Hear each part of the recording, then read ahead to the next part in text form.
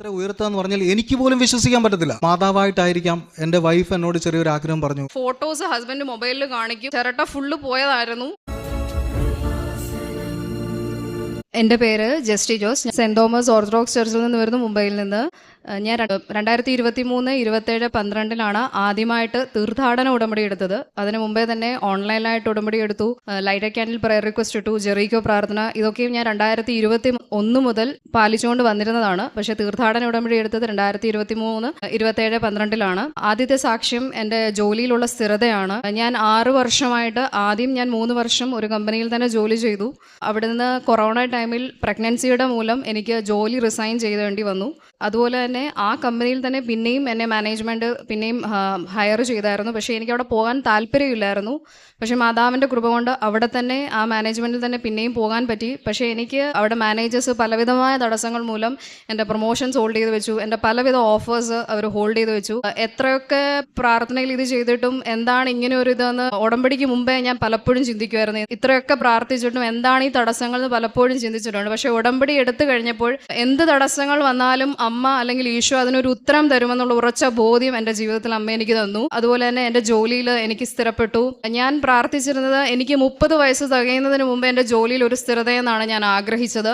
എനിക്ക് ഏത് മാനേജ്മെൻ്റ് ആണോ, ഏത് ഹയർ അതോറിറ്റീസ് ആണോ എൻ്റെ ജോലിയിൽ എൻ്റെ പ്രൊമോഷൻ ഹോൾഡ് ചെയ്ത് വെച്ചിരുന്നത്, അവരുടെ കയ്യിൽ നിന്ന് തന്നെ എനിക്ക് ഈ ജനുവരി 8 എൻ്റെ പ്രൊമോഷൻ ഹയർ ചെയ്തിട്ട് എനിക്ക് എൻ്റെ ജോലിയിൽ സ്ഥിരത ലഭിച്ചു. ഇത് ആക്ച്വലി കഴിഞ്ഞ ഓഗസ്റ്റ് തൊട്ട് പ്രോസസ്സ് നടക്കുകയാണ്. പലപ്പോഴും പല ഹയർ മാനേജേഴ്സ് പറഞ്ഞു ഇത് നടക്കില്ല, നിനക്കിത് കിട്ടില്ല, അങ്ങനെ പല ആളുകളും പല ഇതും പറഞ്ഞിരുന്നു. പക്ഷേ ഞാൻ ഉടമ്പടിയിൽ ഉറച്ചു നിന്നു. അതുപോലെ തന്നെ ഞാൻ ഹയർ മാനേജ്മെൻറ്റ്സിൻ്റെ അടുത്ത് സംസാരിക്കുമ്പോഴും ഉടമ്പടിയുടെ ഉപ്പ് അല്ലെങ്കിൽ ഉടമ്പടി തൈലം, കാശുരൂപം, ഇതൊക്കെ ഞാൻ ഉപയോഗിച്ചാണ് അവരുടെ അടുത്ത് സംസാരിക്കുമ്പോഴൊക്കെയും ഇത് ചെയ്തത്. അതിൻ്റെ ഇടയ്ക്ക് എക്സാം ഉണ്ടായിരുന്നു, അത് ക്രാക്ക് ചെയ്തു. ഇൻ്റർവ്യൂസ് ഉണ്ടായിരുന്നു. അതൊക്കെയും എൻ്റെ ഒരു മെറിറ്റും അല്ല എന്നുള്ള 100% എനിക്ക് ഉറപ്പുണ്ട്, അമ്മ തന്നതാണ്. അതുപോലെ രണ്ടാമത്തെ സാക്ഷ്യം, ഞാൻ 27 12 2023 ഉടമ്പടി എടുത്തു. അതിൻ്റെ അത് കഴിഞ്ഞ് അടുത്ത ദിവസം 28 12 2023 പപ്പായ്ക്ക് ആക്സിഡൻ്റ് ആയി. ഹസ്ബൻഡിൻ്റെ പപ്പായാണ്. ആക്സിഡൻറ്റ് പറ്റിയെന്ന് പറഞ്ഞത്, പപ്പ ഒരു ടൂ വീലറിലായിരുന്നു, ഒരു ടെമ്പോ വന്ന് ഇടിച്ചതാണ്. ആദ്യം ഞങ്ങളൊരു ഹോസ്പിറ്റലിൽ പോയി. അവിടെ സൗകര്യമില്ലാത്തതുകൊണ്ട് വേറൊരു ഹോസ്പിറ്റലിൽ പോയി. അവിടെ ചെന്നിട്ട് കുറേ സ്കാനിങ്ങുകളും കാര്യങ്ങളും ഒക്കെ എടുത്തു. അവിടെ ചെന്നപ്പോൾ ഞങ്ങളുടെ കുറേ ഫാമിലി മെമ്പേഴ്സൊക്കെ പറഞ്ഞു ഇവിടെ നിൽക്കണ്ട, ഇവിടെ ശരിയാകില്ല, നിങ്ങൾക്ക് വേറെ എവിടെയെങ്കിലും കൊണ്ടുപോകാം. ആ സമയത്ത് ആംബുലൻസിൽ പോയിക്കൊണ്ടിരിക്കുമ്പോൾ അന്ന് ഹസ്ബൻഡ് ഉടമ്പടി എടുത്തതിൻ്റെ കാശുരൂപം, ഹസ്ബൻഡ് ഇതിനു മുമ്പ് ഉടമ്പടി എടുത്തതാണ്, കാശുരൂപം ഹസ്ബൻഡിൻ്റെ പോക്കറ്റിലുണ്ടായിരുന്നു. അത് ഞാൻ ഉടമ്പടി ആംബുലൻസിൽ പൊക്കോണ്ടിരുന്നപ്പോൾ തന്നെ ഞാനത് പപ്പായുടെ ദേഹത്ത് വെച്ച് പ്രാർത്ഥിക്കുകയാണ്. പപ്പ വേദന കൊണ്ട് കരയുകയാണ്. എന്താണ് ഇത് ചെയ്യേണ്ടതെന്ന് ഞാനും എൻ്റെ ഹസ്ബൻഡും മമ്മിയും ആംബുലൻസിലുണ്ടായിരുന്നു. എന്ത് ചെയ്യണം, എങ്ങനെ ഇത് ചെയ്യണമെന്നൊന്നും മനസ്സിലാകാത്തൊരു കണ്ടീഷൻ. ഹസ്ബൻഡും മമ്മിയും ഒക്കെയും വളരെ അവരോട് എന്ത് പറഞ്ഞ് സമാധാനിപ്പിക്കണമെന്ന് പോലും അറിയാത്തൊരു സിറ്റുവേഷൻ. ഞാൻ ആ കാശുരൂപം എടുത്ത് പപ്പായുടെ ദേഹത്ത് വെച്ച് പ്രാർത്ഥിച്ചു. 2019 എൻ്റെ കല്യാണം കഴിഞ്ഞ് 6 മാസം കഴിഞ്ഞപ്പോൾ എൻ്റെ പപ്പ അറ്റാക്ക് വന്ന് മരിച്ചതാണ്. അതുകൊണ്ട് തന്നെ ഞാൻ വളരെ ഇതിൽ പ്രാർത്ഥിച്ചു, ഈ പപ്പായും കൂടെ ഞങ്ങളുടെ കയ്യിൽ നിന്ന് എടുത്തുകൊണ്ട് പോകരുതേ എന്ന്. അതുപോലെ തന്നെ കൊണ്ടുപോയപ്പോൾ ഡോക്ടർ 48 മണിക്കൂറാണ് പറഞ്ഞത്. 48 മണിക്കൂർ പറഞ്ഞ് കുറേ സർജറികൾ കഴിഞ്ഞു. മുട്ടിൻ്റെ എല്ല് പൊട്ടി, ബ്രെയിനിൽ ബ്ലഡ് ക്ലോട്ട് ഉണ്ടായിരുന്നു, റിബ്സ് 3 ഒടിഞ്ഞു, ഡിസ്കിന് പ്രശ്നം ഉണ്ടായിരുന്നു. ഇങ്ങനെ പലവിധമായ കോംപ്ലിക്കേഷൻസ് ഉണ്ടായിരുന്നു. പലവിധമായ സർജറികൾ കഴിഞ്ഞപ്പോഴും ഡോക്ടർ പറഞ്ഞു 6 മാസം ബെഡ് റെസ്റ്റ് വേണമെന്ന് പറഞ്ഞു. പക്ഷേ 21ാമത്തെ ദിവസം പപ്പ ഡിസ്ചാർജ് ചെയ്ത് വീട്ടിൽ വന്നു. 1.5 മാസം കൊണ്ട് പപ്പ നടക്കുവാൻ തുടങ്ങി, പപ്പയുടെ കാര്യങ്ങളെല്ലാം ചെയ്യാൻ തുടങ്ങി. 6 മാസം പറഞ്ഞിടത്താണ് അമ്മയുടെ ഒറ്റ കൃപ കൊണ്ട്. അതിനിടയ്ക്ക് ഞങ്ങൾ ഉടമ്പടി തൈലവും കാശുരൂപവും ഇതെല്ലാം വെച്ച് പപ്പായ്ക്ക് പ്രാർത്ഥിക്കുന്നുണ്ടായിരുന്നു. പപ്പായും വന്നിട്ടുണ്ട്. അതുപോലെ തന്നെ വേറെ അനുഗ്രഹങ്ങൾ, ഒന്ന് എൻ്റെ ഹസ്ബൻഡിൻ്റെ ജോലി, അതുപോലെ ഞങ്ങൾക്കൊരു ഭവനം, ഇത് രണ്ടും ഹസ്ബൻഡ് പറയുന്നതായിരിക്കും. ഇത്രയൊക്കെ അനുഗ്രഹങ്ങൾ തന്ന ഈശോയ്ക്കും അമ്മയ്ക്കും കോടാനുകൂടി നന്ദി പറയുന്നു. അതുപോലെ തന്നെ ആത്മീകമായിട്ടൊക്കെ വളർച്ചയെന്ന് പറയുന്നത്, നേരത്തെയും പ്രാർത്ഥിക്കുമായിരുന്നു, പക്ഷേ പ്രാർത്ഥനയിലെ തീഷ്ണത അത് ഉടമ്പടിയിൽ വന്നതിന് ശേഷമാണ്. ജപമാല ചൊല്ലുന്നതാകട്ടെ അല്ലെങ്കിൽ പേഴ്സണൽ പ്രയർ ആകട്ടെ, മറ്റുള്ളവർക്ക് വേണ്ടി പ്രാർത്ഥിക്കുന്നത്, അതിൻ്റെയൊക്കെ തീഷ്ണത, അതിൽ പ്രാർത്ഥനയിൽ എത്രമാത്രം വിശ്വസ്തയോടുകൂടെ പ്രാർത്ഥിക്കണം എന്നുള്ളതിൻ്റെ ഏറ്റവും വലിയ ഇതെല്ലാം എനിക്ക് കിട്ടിയത് ഉടമ്പടിയിൽ വന്നതിന് ശേഷമാണ്. ഇതാണ് ഞങ്ങളുടെ പപ്പായ്ക്ക് ഇപ്പോൾ ഒരു കുഴപ്പവും ഇല്ല. നടക്കുമ്പോൾ മുട്ടിന് ചെറിയൊരു പ്രശ്നം ഉണ്ടെങ്കിലും വേറൊരു ബുദ്ധിമുട്ടുകളും ഇല്ല. അതിൻ്റെ ഫോട്ടോസ് ഹസ്ബൻഡ് മൊബൈലിൽ കാണിക്കും. മുട്ട് ഫുള്ള് ചിരട്ട ഫുള്ള് പോയതായിരുന്നു. ഭയങ്കര ഇതായിരുന്നു. കിട്ടില്ല എന്ന് തന്നെ ഡോക്ടർ ഉറപ്പിച്ച് പറഞ്ഞെടുത്തു നിന്നാണ് ഇപ്പോൾ പപ്പ ഞങ്ങളുടെ കൂടെ നിൽക്കുന്നത്. അതിന് അമ്മയ്ക്കും ഈശോയ്ക്കും കോടാനുകോടി നന്ദി പറയുന്നു. ബാക്കി സാക്ഷ്യങ്ങൾ പറയുന്നതിന് വേണ്ടി ഞാൻ എൻ്റെ ഹസ്ബൻഡിന് കൊടുക്കുന്നു. പരിശുദ്ധ അമ്മയ്ക്കും തിരുകുമാരനും കോടാനുകോടി നന്ദി പറഞ്ഞു. ഞങ്ങളെ ഉടമ്പടിയിൽ ബലപ്പെടുത്തിയതിനും ഉടമ്പടിയിൽ നിലനിർത്തിക്കൊണ്ടു പോകുന്നതിനും 1000 നന്ദി പറയുന്നു. 2 സാക്ഷ്യങ്ങളാണ് എനിക്ക് പറയാനുള്ളത്. ഞാൻ 2022 ജനുവരി മാസം 26-ാം തീയതിയാണ് ആദ്യമായിട്ട് ഉടമ്പടി എടുക്കുന്നത്.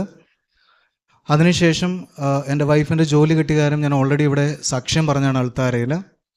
അപ്പം അന്ന് ഞാനിവിടെ നിന്ന് പറഞ്ഞിട്ട് പോകുമ്പോൾ എല്ലാവരോടും പ്രാർത്ഥിക്കണം, എനിക്കും ഒരു ജോലി കിട്ടണം എന്നുള്ളതായിരുന്നു എൻ്റെ നിയോഗം.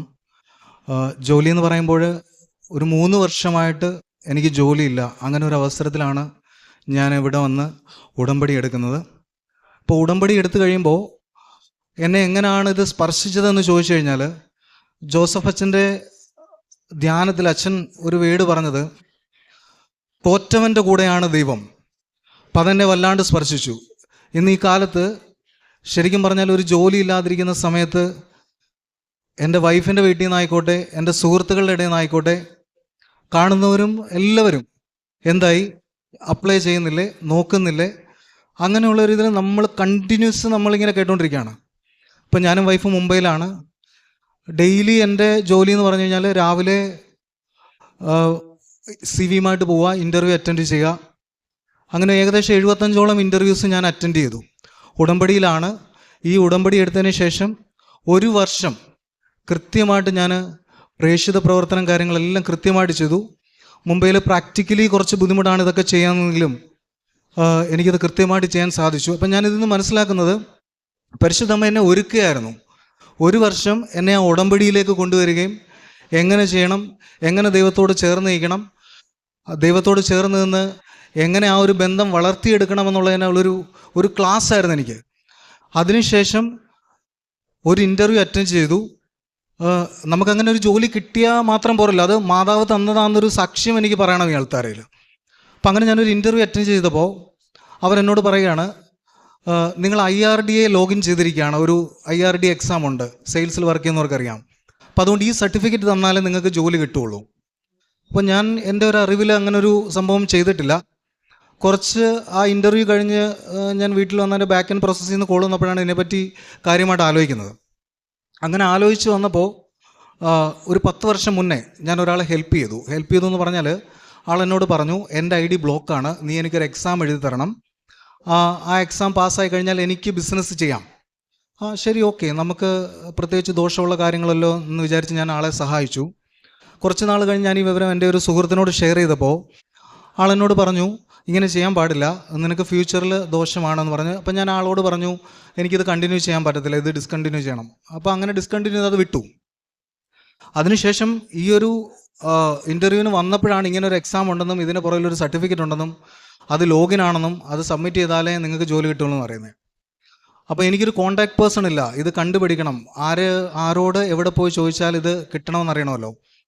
അങ്ങനെ ഞാൻ സഹായിച്ച ആളെ വിളിച്ചു. ആൾ പറഞ്ഞു, എനിക്ക് ഇപ്പോൾ കോൺടാക്ട്സ് ഇല്ല, എന്നാലും ഞാനൊരു നമ്പർ തരാം, നീ ശ്രമിക്കുക. അപ്പോൾ ഞാൻ ഇവിടെ വന്നു, ആദ്യം നാട്ടിൽ വന്നു, ഉടമ്പടി പുതുക്കി, സാക്ഷ്യം പറഞ്ഞു, തിരിച്ച് ഈ പോയിന്റ് ഓഫ് കോൺടാക്റ്റിൽ ഞാൻ ബന്ധപ്പെട്ടു, അവരോട് സംസാരിച്ചു, അവരെനിക്കിത് അറേഞ്ച് ചെയ്തു തന്നു. തിരിച്ച് ഞാൻ ഈ സർട്ടിഫിക്കറ്റുമായിട്ട് ചെന്നു, ആ കമ്പനിയെ നിരന്തരം കോൺടാക്റ്റ് ചെയ്തുകൊണ്ട് അവരാരും ഫോൺ എടുക്കുന്നില്ല. അപ്പം എന്നെ ഇതിൽ അറേഞ്ച് ചെയ്യുന്ന മീഡിയേറ്ററെ കോൺടാക്ട് ചെയ്തിട്ട് പറഞ്ഞു, ഞാൻ സർട്ടിഫിക്കറ്റ് എല്ലാം എടുത്തു വെച്ചിട്ടുണ്ട്, ഇതൊന്നും എനിക്ക് ആക്കി തരും എന്ന് പറഞ്ഞിട്ടൊന്നും ആവുന്നില്ല. അപ്പം നമുക്ക് എന്തെങ്കിലും ഒരു ജോലി കിട്ടിയാൽ മതി എന്നുള്ള രീതിയിലേക്ക് ഞാനുമായി. കാര്യം അത്രത്തോളം പ്രഷർ എനിക്ക് ഫാമിലിയിൽ നിന്നും പുറത്തുനിന്നും ഒക്കെ വരികയാണ്. അപ്പം അതിനുശേഷം ഒരു ഇൻ്റർവ്യൂ വന്നു. ഇൻ്റർവ്യൂ വന്നിട്ട് ഇതെല്ലാം അറ്റൻഡ് ചെയ്തു. മാതാവ് എന്നെ കൊണ്ടുവരുന്നൊരു വഴിയാണ് ഞാൻ നിങ്ങളുടെ മുമ്പിൽ ഷെയർ ചെയ്യുന്നത്.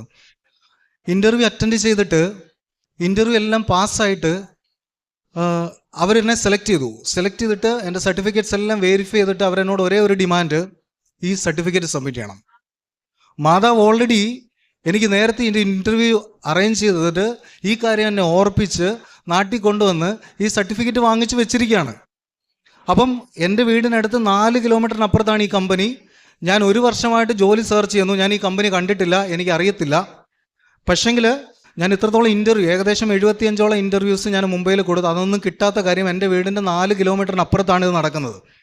ഞാൻ അവിടെ ഇൻ്റർവ്യൂ അറ്റൻഡ് ചെയ്തു. അവർ സർട്ടിഫിക്കറ്റ് ചോദിച്ചു, സർട്ടിഫിക്കറ്റ് സബ്മിറ്റ് ചെയ്തു. എനിക്ക് ജോലി ലഭിച്ചു.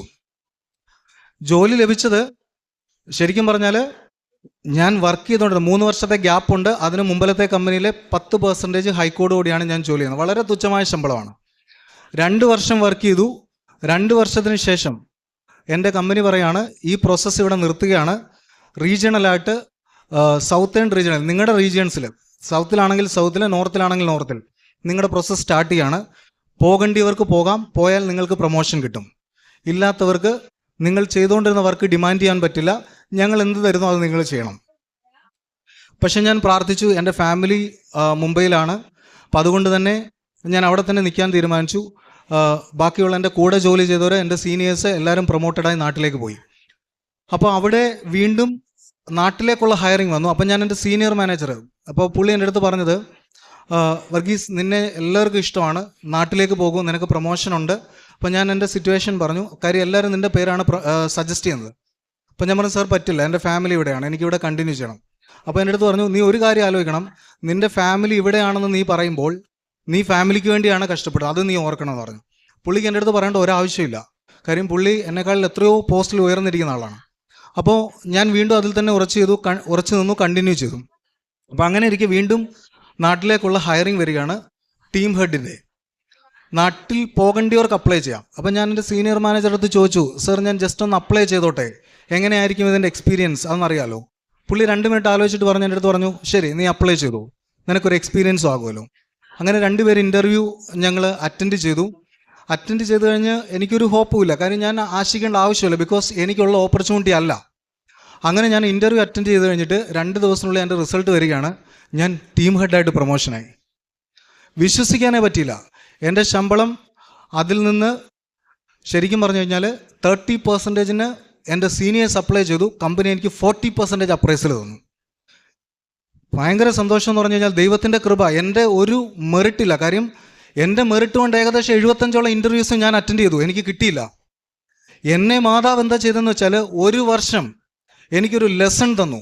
നീ എങ്ങനെ ജീവിക്കണം, നീ എങ്ങനെ ഉടമ്പടിയിലായിരിക്കണം, നീ മറ്റുള്ളവരെ എങ്ങനെ സഹായിക്കണം, മറ്റുള്ളവരുടെ അടുത്ത് എങ്ങനെ പെരുമാറണം, എന്നെ പഠിപ്പിച്ചു.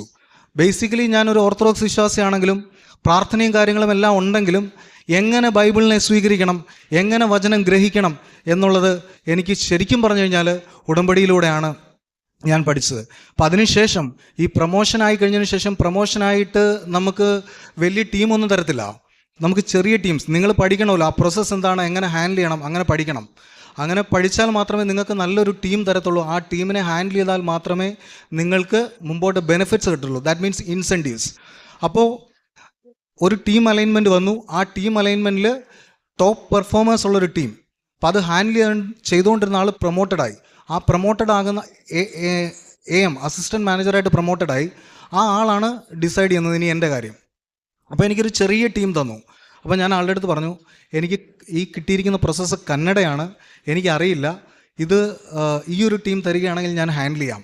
കാര്യം എനിക്ക് അങ്ങനെ ചോദിക്കാനുള്ള റൈറ്റ്സ് ഇല്ല, ബിക്കോസ് ഞാൻ ജസ്റ്റ് പ്രൊമോട്ടഡ് ആണ്. 2 കോടി രൂപയാണ്. ഈ 2 കോടി രൂപയിൽ 80%ഓളം ഞാൻ അച്ചീവ് ചെയ്യുന്നു. അതിൻ്റെ ഇൻസെൻറ്റീവ് നിങ്ങൾക്ക് ഊഹിക്കാവുന്നതിലും അപ്പുറത്താണ്. സിമ്പിളായിട്ട് പറയാണ്, ലക്ഷങ്ങൾ വരും അത് എൻ്റെ സാലറിക്ക് പുറമെ. ശരിക്കും പറഞ്ഞു കഴിഞ്ഞാൽ മാതാവ് ചെറിയൊരു ശമ്പളത്തിൽ നിന്ന് എന്നെ ഇത്ര ഉയർത്തുക എന്ന് പറഞ്ഞാൽ എനിക്ക് പോലും വിശ്വസിക്കാൻ പറ്റത്തില്ല. അതുകൊണ്ട് ഇന്നും അതേ ഞാൻ ഉടമ്പടി എടുത്ത ആ വീര്യത്തോടും ആർജവത്തോടും ഞാൻ ഈ ഉടമ്പടിയിൽ കണ്ടിന്യൂ ചെയ്തു പോകുന്നു. എന്നും ഈ ഉടമ്പടിയിൽ ജീവിക്കുമെന്ന് ഞാൻ സാക്ഷ്യപ്പെടുത്തുകയും ചെയ്യുന്നു. 2ാമത്തെ അനുഗ്രഹമെന്ന് പറയുന്നത്, 2ാമത്തെ നിയോഗം, നമുക്കൊരു ജോലി കിട്ടുമ്പോൾ അതിൻ്റെ ഒരു എസെൻഷ്യൽ നീഡാണ് നമുക്കൊരു ഭവനം വേണമെന്നുള്ളത്. ഓക്കെ, ഭവനം വേണമെന്നുള്ളപ്പോൾ പലപ്പോഴും സാലറീഡ് പേഴ്സൺ ആകുമ്പോൾ നമുക്കതിന് ചില കാൽക്കുലേഷൻസ് ഉണ്ട്. കാൽക്കുലേഷൻസ് എന്ന് പറഞ്ഞു കഴിഞ്ഞാൽ നമ്മുടെ നോർമലായിട്ടുള്ള ചിലവുകൾ നടക്കണം. അതിനും അപ്പുറത്തേക്ക് നമ്മുടെ വീടിന് ലോൺ എടുക്കുകയാണെങ്കിൽ അതിൻ്റെ EMI അടഞ്ഞു പോകണം.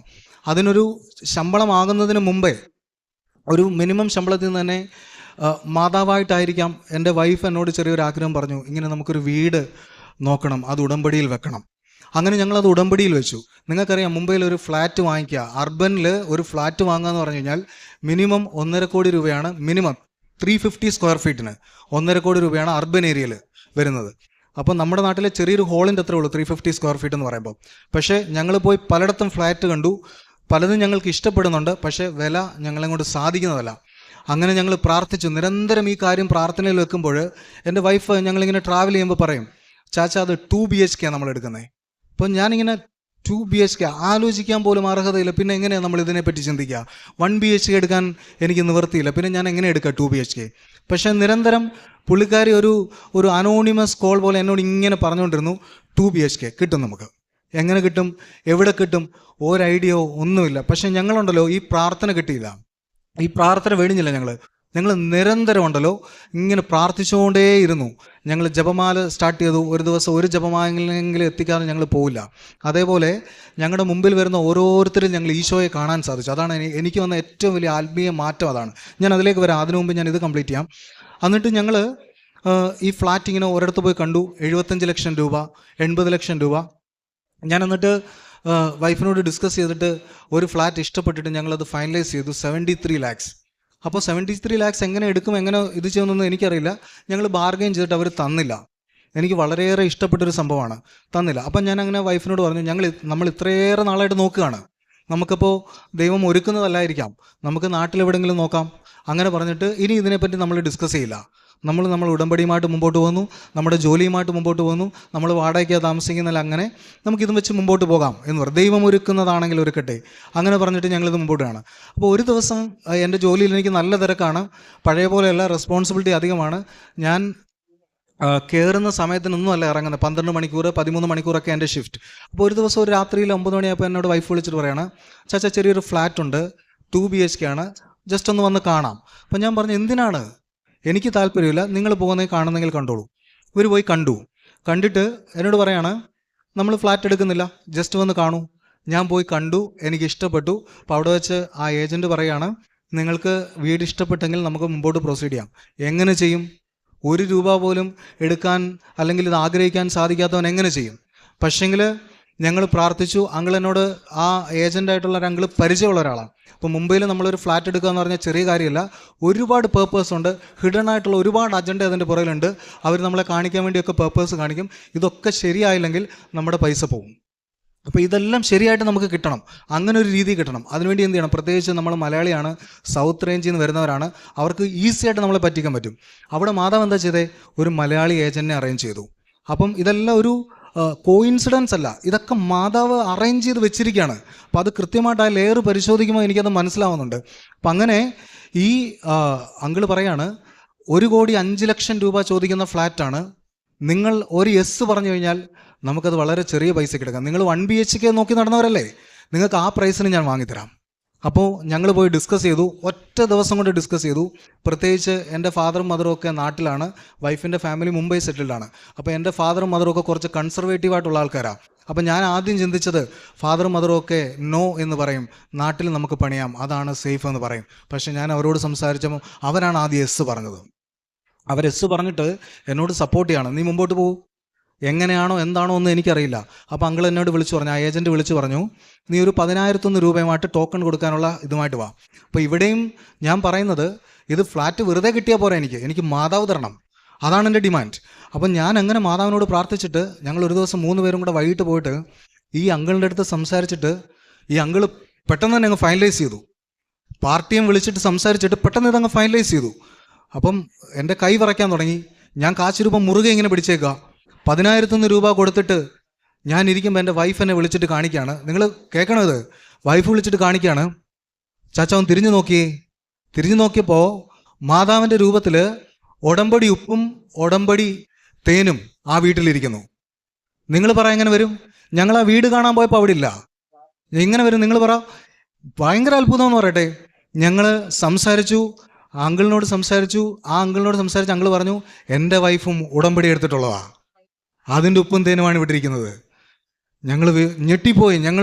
ഞങ്ങളുടെ ലൈഫിൽ എക്സ്പെക്റ്റ് ചെയ്യാത്തൊരു കാര്യം ഞങ്ങളുടെ ജീവിതത്തിൽ ദൈവം തമ്പുരാൻ ഒരുക്കിയെന്നാണ്. പെട്ടെന്ന് എൻ്റെ കയ്യിൽ 1 രൂപയില്ല, 10,001 രൂപ ഞാൻ അങ്കിളുടെ അടുത്ത് ടോക്കൺ കൊടുക്കുമ്പോൾ കണ്ണ് നിറഞ്ഞിട്ടാണ് ഞാൻ കൊടുക്കുന്നത്. കാര്യം ഇവരൊക്കെ ചിരിച്ചെങ്കിലും എൻ്റെ കണ്ണ് നിറയാണ്. ബാക്കി പൈസ കൊടുക്കണം. അടുത്ത ദിവസത്തിനുള്ളിൽ അങ്കിൾ പെട്ടെന്ന് ഒരു എഗ്രിമെൻ്റ് ചെയ്തു, ഒരു 10 ലക്ഷം രൂപ പെട്ടെന്ന് കൊടുത്താൽ ഈ എമൗണ്ടിന് ഇവർ സമ്മതിക്കും. എങ്ങനെ കൊടുക്കും ഒന്നും അറിയില്ല. പക്ഷെ എന്നുണ്ടെങ്കിൽ മാതാവിനെ ഞങ്ങൾ മുറുകെ പിടിച്ചു, പ്രാർത്ഥിച്ചു. ഞങ്ങൾ 10 ലക്ഷം രൂപ എങ്ങനെ വന്നു എന്ന് എനിക്കറിയില്ല. സത്യമായിട്ടും പറയാണ്, ആരെങ്ങനെ എവിടെ കൊണ്ടു തന്നു എന്ന് എനിക്കറിയില്ല. 10 ലക്ഷം രൂപ അവർ പറഞ്ഞ ഡേറ്റിന് ഞാൻ കൊടുത്തു. തീർന്നില്ല, വീണ്ടും എനിക്ക് ലോൺ പാസ്സാവണം, അതിൻ്റെ പ്രോസസ്സുണ്ട്. അവിടെ ഒക്കെ ഒരുപാട് തടസ്സങ്ങൾ എന്ന് പറഞ്ഞാൽ ഇൻട്രസ്റ്റ് റേറ്റ്, സിബിലിൻ്റെ പ്രശ്നങ്ങൾ, ഇങ്ങനെയുള്ള ഒരുപാട് കാര്യങ്ങളുണ്ട്. ഇവിടെ ഒക്കെ അമ്മ ഇടപെട്ടിട്ട് നിലവിൽ മാർക്കറ്റിൽ കിട്ടാവുന്ന, എനിക്ക് യോഗ്യതയില്ല. എൻ്റെ സാലറി സർട്ടിഫിക്കറ്റ് കൊണ്ട് എൻ്റെ പ്രൊമോഷൻ ആയത് റീസെൻ്റ്ലി ആണ്. അതിൻ്റെ അപ്രൈസൽ ഈ വർഷമാണ് ആവുന്നത്. എൻ്റെ പഴയ സാലറി സർട്ടിഫിക്കറ്റ് കൊണ്ട് എനിക്ക് ഈ ലോൺ പാസ്സാകാനുള്ള ഒരു യോഗ്യതയില്ല. ബാങ്ക് മാനേജർ, നിങ്ങൾക്കറിയാം, ഒരു ബാങ്കിൽ പോയി കഴിഞ്ഞാൽ ഒരു മാനേജറോട് സംസാരിക്കണമെങ്കിൽ അവരെല്ലാവരും ആറ്റിറ്റ്യൂഡ് കാണിച്ച് നമ്മളുടെ അടുത്ത് സംസാരിക്കത്തുള്ളൂ. ഈ മാനേജർ എൻ്റെ ഒരു ജ്യേഷ്ഠ സഹോദരനെ പോലെ എന്നെ ഗൈഡ് ചെയ്യാണ്. ആൾക്കതിൻ്റെ ഒരു ആവശ്യമില്ല. നിങ്ങൾക്ക് വേണമെങ്കിൽ ഏജൻ്റ് ഉണ്ട്, ഏജൻറ് ത്രൂ ചെയ്യാം. 1 രൂപ പോലും ഞാൻ കൊടുക്കേണ്ടി വന്നില്ല. ആൾ ഫുള്ള് കാര്യങ്ങൾ A to Z എനിക്ക് ചെയ്തു തന്നു. സിബിൽ സ്കോർ എങ്ങനെ കൂട്ടണം, എങ്ങനെ ചെയ്യണം. എനിക്ക് സിബിലില്ല. അപ്പോൾ എൻ്റെ അടുത്ത് പറഞ്ഞു, ഒരു ക്രെഡിറ്റ് കാർഡ് എടുക്കൂ, നിങ്ങൾക്ക് സിബിൽ വരും. ക്രെഡിറ്റ് കാർഡ് എടുത്തു. ക്രെഡിറ്റ് കാർഡ് എടുത്തു കഴിഞ്ഞപ്പോഴാണ് എനിക്കറിയാൻ കഴിഞ്ഞത്, ക്രെഡിറ്റ് കാർഡ് യൂസ് ചെയ്ത് കഴിഞ്ഞ് മിനിമം 6 months കഴിഞ്ഞിട്ടേ നിങ്ങളുടെ സിബിൽ അപ്ഡേറ്റ് ആവുള്ളൂ, പുതിയതായിട്ട് എടുക്കുന്ന ആൾക്ക്. അപ്പോൾ ശരിക്കും പറഞ്ഞാൽ ആ ഹോപ്പും പോയി. ബട്ട് എനിക്കറിയില്ല, എന്നോട് എൻ്റെ സിബിൽ സ്കോറിൻ്റെ പ്രശ്നത്തിൽ എനിക്ക് കുറഞ്ഞു നിന്ന അല്ലെ കൂടിയ ഇൻട്രസ്റ്റ് റേറ്റ് ആളെന്നോട് പറഞ്ഞു, നീ പർച്ചേസ് ചെയ്തിട്ടുള്ള എമൗണ്ട് അടയ്ക്കൂ, നമുക്ക് ട്രൈ ചെയ്യാം. നിലവിൽ മാർക്കറ്റിൽ കിട്ടാവുന്ന ഏറ്റവും ബെസ്റ്റ് ഫ്ലോട്ടിംഗ് റേറ്റിൽ, എനിക്ക് ഏറ്റവും കുറഞ്ഞ റേറ്റിൽ എനിക്ക് ആ ലോൺ പാസ്സായി. ശരിക്കും പറഞ്ഞാൽ അത്ഭുതമാണ്. അവിടെയൊക്കെ മാതാവ് ഒരാളെ നിയമിച്ചു എന്നുള്ളതാണ്. എന്നിട്ട് ഈ ഏജൻറ്റ് മലയാളിയാണ്. അതിനും ഒരു കാരണമുണ്ട്. ഏജൻറ്റ് മലയാളിയായിട്ട് ആൾക്ക് എന്നെ ഹെൽപ്പ് ചെയ്യേണ്ട ഒരാവശ്യമില്ല. എല്ലാ കാര്യങ്ങളും പുള്ളി എനിക്ക് ചെയ്തു തന്നു. പേപ്പർ വർക്ക്സ് എല്ലാം ചെയ്തു തന്നു. എന്നിട്ട് പുള്ളിക്ക് കൊടുക്കേണ്ട പൈസയിൽ നിന്ന് എനിക്ക് വീണ്ടും 10% കുറച്ച് തന്നു. അതിൻ്റെ ഒന്നും ഒരാളും ചെയ്തു തരുന്നില്ല. ഇവിടെയൊക്കെ മാതാവ് കൃത്യമായിട്ട് പ്രവർത്തിച്ചു. 2025 ഫെബ്രുവരി 28 ആ വീടിൻ്റെ രജിസ്ട്രേഷൻ കഴിഞ്ഞു. ഏപ്രിൽ 24 അതിൻ്റെ ചാവി കിട്ടി. ഇതാണ് അതിൻ്റെ ചാവി. ആ വീടിൻ്റെ ചാവി ഇതാണ്. ഞങ്ങളുടെ ഒരു യോഗ്യതയില്ല, എൻ്റെ മെറിറ്റില്ല. കാര്യം അച്ഛനോട് എപ്പോഴും പറയും, not by merit but by grace. അതാണ് ഈ സംഭവിച്ചിരിക്കുന്നത്.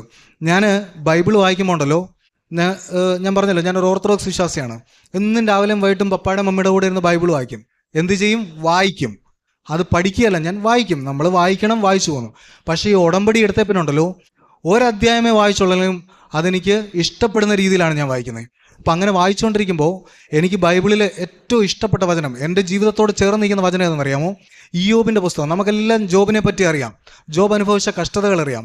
ഈ ജോബിൻ്റെ കഷ്ടതകളിൽ ഏറ്റവും ലാസ്റ്റ് അധ്യായത്തിൽ 42-ാം അധ്യായം 5-ാം വാക്യത്തിൽ പറയുന്നു, കർത്താവേ, ഞാൻ ഇത്രയും നാളും നിന്നെക്കുറിച്ചൊരു കേൾവി മാത്രമേ കേട്ടിട്ടുള്ളൂ, ഇതാ ഞാൻ കണ്ടിരിക്കുന്നു. ഞാൻ എന്നെ തന്നെ വെറുത്ത് പൊടിയിലും ചാരത്തിലും ഇരുന്ന് അനുദപിക്കുന്നു. എൻ്റെ ജീവിതവുമായിട്ട് ബന്ധപ്പെട്ട വചനമാണ് പ്രിയപ്പെട്ടവരെ. ഞാൻ ഇത്രയും നാളും, ഞാനൊരു ഓർത്തഡോക്സ് വിശ്വാസിയാണ്, പരിശുദ്ധ മദ്ബായിൽ ശുശ്രൂഷിക്കുന്ന ഒരാളാണ്. ഞാൻ ദൈവത്തെക്കുറിച്ച് കേട്ടിരുന്നതേ ഉള്ളൂ. ആ ഒരു ഭയം മാത്രമേ എനിക്കുള്ളായിരുന്നു. പക്ഷെങ്കിൽ ഞാൻ അനുഭവിച്ചറിഞ്ഞപ്പോൾ ഉണ്ടല്ലോ, ഞാൻ അത് വിട്ടുപോകാൻ തയ്യാറല്ല. ഞാൻ അന്ന് സാക്ഷ്യം പറയുമ്പോൾ വീണ്ടും ഒരു വചനം പറഞ്ഞിട്ടാണ്, യാക്കോബ് ശ്ലീഹ പറഞ്ഞതുപോലെ, കർത്താവേ, നീ എന്നെ അനുഗ്രഹിച്ചല്ലാതെ ഞാൻ നിന്നെ വിട്ടുപോകുകയില്ല. അതേപോലാണ് ഞാൻ ദൈവത്തെ മുറുകെ പിടിച്ചിരിക്കുകയാണ്. ദൈവം എൻ്റെ കൂടെ ഉണ്ട് എല്ലാ വിഷയത്തിലും, ഓരോ കാര്യങ്ങളും ദൈവം എൻ്റെ കൂടെ എന്നുള്ളത് ഞാൻ ഉറച്ചു വിശ്വസിക്കുന്നു.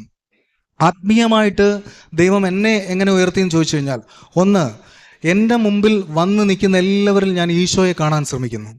എൻ്റെ മുമ്പിൽ കൈ നീട്ടുന്ന ഒരാൾക്ക് എനിക്ക് എത്ര കൊടുക്കാൻ പറ്റുമോ അത്രയും ഞാൻ കൊടുക്കാൻ തയ്യാറാണ്. 2, എൻ്റെ സഹോദരങ്ങളോടൊക്കെ ഞാൻ അനുകമ്പ കാണിക്കാൻ തുടങ്ങി. 3-ാമത്തെ കാര്യം എന്ന് പറയുക, എൻ്റെ ഈഗോ ഞാൻ മാറ്റി വെച്ചു. എനിക്കിപ്പോൾ എല്ലാവരോടും സ്നേഹമാണ്. സന്തോഷത്തിലും സമാധാനത്തിലും ഒക്കെ പെരുമാറാൻ ഞാൻ പഠിക്കുകയാണ്. വചനത്തോട് ചേർന്ന് നിന്നുകൊണ്ട്, ദൈവത്തോട് ചേർന്ന് നിന്നുകൊണ്ട്, പരിശുദ്ധ അമ്മയോട് ചേർന്ന് നിന്നുകൊണ്ട് ജീവിക്കാൻ ഞാൻ അന്നും എപ്പോഴും ഉടമ്പടി എടുത്തത് പിന്നെ എനിക്ക് സാധിക്കുന്നുണ്ട്. കാര്യം ഇത്രയേറെ അനുഗ്രഹങ്ങൾ ചൊരിഞ്ഞു തന്ന പരിശുദ്ധ അമ്മയ്ക്കും തിരുക്കുമാരനും 1000 നന്ദി ഞാൻ പറയുന്നു. ഇനിയും ഞാൻ ഉടമ്പടി കണ്ടിന്യൂ ചെയ്യും, ഇനിയും ഞാൻ സാക്ഷ്യം പറയും. ദൈവം നിങ്ങളെയും ഓരോരുത്തരെ അനുഗ്രഹിക്കാൻ ഞാൻ ഉറച്ചു വിശ്വസിക്കുന്നു. എന്നെപ്പോലെ ഭാരപ്പെടുന്നവർ ഈ കൂട്ടത്തിലുണ്ട്, എനിക്കറിയാം.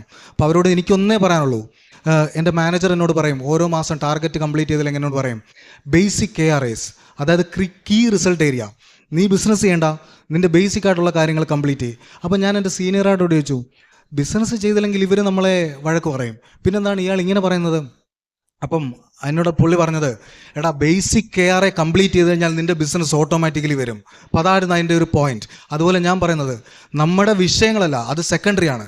എന്താണോ ജോസഫ് അച്ഛൻ അല്ലെങ്കിൽ കൃപാസനം നമുക്ക് തന്ന ബേസിക് റിസൾട്ട് ഏരിയ, ആ കാര്യങ്ങൾ, ആ KRA നിങ്ങൾ പ്രോപ്പറായിട്ട് ചെയ്താണ്ടല്ലോ, ദൈവം 100% നിങ്ങളെയും അനുഗ്രഹിക്കും.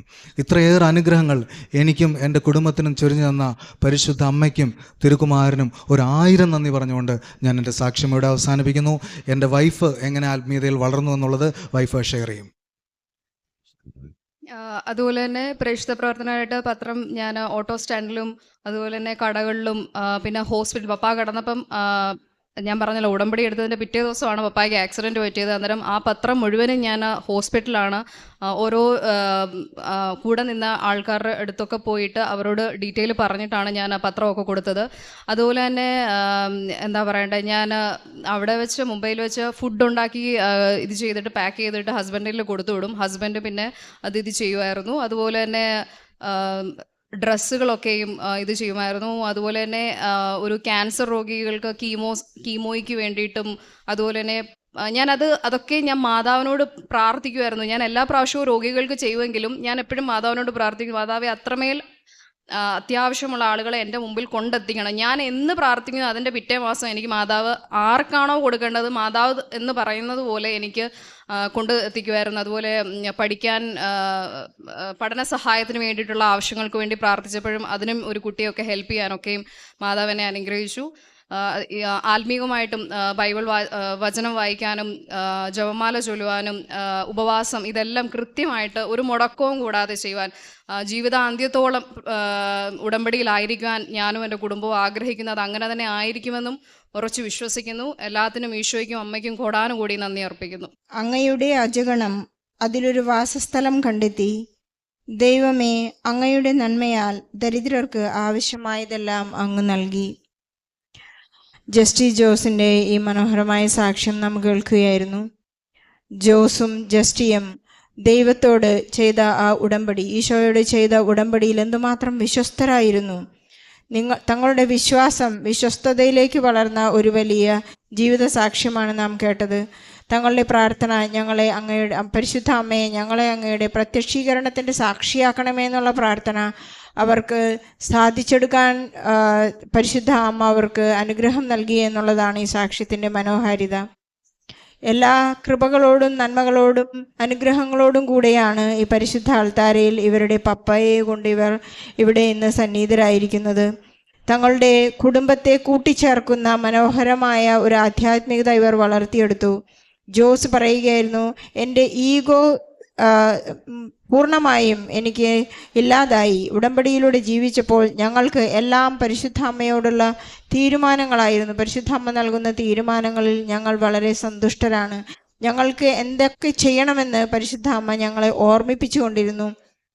ജോസ് പറയുന്നു, ഞാൻ ഒരു ടീം ഹെഡായി പ്രൊമോട്ടഡായി. അതൊരു വലിയ കാര്യമാണ്. ഞാൻ ഒന്നുമല്ലാതിരുന്ന ഒരു മകൻ ഇന്ന് ഒരു വലിയ ബിസിനസ്സിൻ്റെ അധികാരിയായി കഴിഞ്ഞപ്പോൾ അദ്ദേഹം ഏറ്റുപറയുന്ന ഒരു വസ്തുതയാണ്, എൻ്റെ ഈഗോ എനിക്ക് ഇല്ലാതായി. അതൊരു വലിയ അനുഗ്രഹമാണ്, കൃപയാണ്. തൻ്റെ കൂടെയുള്ളവരോട്, മൈനർ വർക്ക് ചെയ്യുന്നവരോടെല്ലാം വളരെ സന്തോഷമായി അവരോട് പെരുമാറാൻ സാധിക്കുന്നത് വലിയ ഒരു കൃപയാണ്. അപ്പോൾ നമുക്ക് പരിശുദ്ധാത്മാവിനോടും ഈശോയോടും പരിശുദ്ധ അമ്മയോടും നന്ദി പറയാം. ഈശോ നൽകിയ കൃപകൾക്ക് നമുക്ക് നന്ദി പറയാം. ഈ തോബിയാസിൻ്റെയും ജോബിൻ്റെയും എല്ലാം കഥകൾ കൂട്ടി വായിക്കുന്ന ഒരു ജീവിതാനുഭവത്തിലൂടെയാണ് ഇവർ കടന്നുപോയത്. ജോസ് പറയുകയായിരുന്നു, 1 വർഷക്കാലം എന്നെ ദൈവം പഠിപ്പിച്ചു. പരിശുദ്ധ അമ്മയും എന്നെ പഠിപ്പിക്കുകയായിരുന്നു ഞാൻ ഉടമ്പടിയിലൂടെ എങ്ങനെ ജീവിക്കണമെന്ന്. കൃത്യമായി ജോസഫ് അച്ഛൻ്റെ ക്ലാസ്സുകൾ അറ്റൻഡ് ചെയ്യാനും ഉടമ്പടി നിബന്ധനകൾ അനുസരിച്ച് ജീവിക്കുവാനും ഇവർക്ക് സാധിച്ചു എന്ന് പറയുന്നു. ഉടമ്പടി നിബന്ധനയിൽ നമ്മൾ ഉറച്ചു വിശ്വസിക്കുകയും വിശ്വസ്തത കാണിക്കുകയും ചെയ്താൽ ഈശോ വാഗ്ദാനം ചെയ്ത ആ കാര്യങ്ങളെല്ലാം നമുക്ക് ലഭിക്കുമെന്ന് നമുക്ക് പൂർണ്ണമായി വിശ്വസിക്കാം. ചെറിയ കാര്യങ്ങളിൽ വിശ്വസ്തനായ ദാസ, ഞാൻ നിനക്ക് വലിയ കാര്യങ്ങളെ ഏൽപ്പിക്കുന്നു എന്നാണ് ഉടമ്പടിയിലൂടെ നമുക്ക് നൽകുന്ന സന്ദേശം. ജോസിൻ്റെയും ജസ്റ്റിയുടെയും പപ്പയുടെയും ഈ മനോഹരമായ സാക്ഷ്യത്തിന്, പപ്പയ്ക്ക് നൽകിയ ഈ വലിയ സൗഖ്യത്തിന്, ഇവരുടെ കുടുംബത്തിന് നൽകിയ അനുഗ്രഹങ്ങൾക്കെല്ലാം നന്ദി പറഞ്ഞുകൊണ്ട് ഈശോയ്ക്കും പരിശുദ്ധ അമ്മയ്ക്കും വലിയൊരു കൈയടി നൽകി സാക്ഷ്യം നമുക്ക് സമർപ്പിക്കാം.